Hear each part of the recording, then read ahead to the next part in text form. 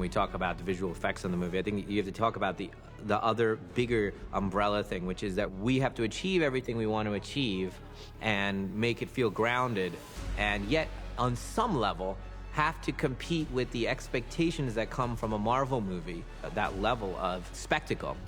And the CGI does that for us. Some of the visual effects we did in Glass are vein enhancements in the Beast character. The veins are a really big part of telling the story in Glass. They were a big part in Split, and Knight really wanted to transfer that over to this film.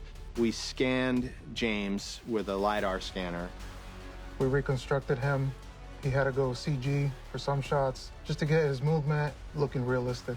The table throw was a bit challenging because we ended up combining, I think, 5 different takes. You have James McAvoy throwing the table at the cheerleaders, and on top of that, you have an object that flies from one take into another take during a pan. So when you watch the shot, you know, it looks like continuous one shot, but we're actually stitching several plates and elements and CG together. The most challenging visual effects shot on this film for us, I think, was probably the water tank shot. We had a huge water tank on stage, and the stuntmen went inside the tank, and it was like a big water slide. They opened up the gates, water came flying out, and they came flying out and were tumbling on the ground.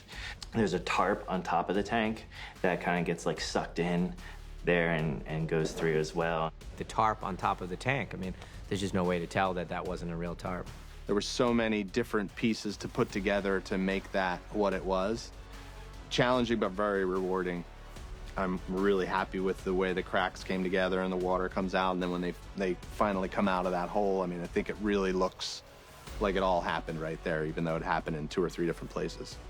Knight really wanted to make this particular skyscraper, the Osaka Tower, something that would draw your eye to it in every frame, whether we see it up close or from a distance. And so we wanted to kind of keep it real and physical and something that you could believe could be built. We pitched him on these ideas of the tower actually having these moving solar panels and light reflectors. And what you see in the film is what it ended up being, which was a really fun experience for our guys.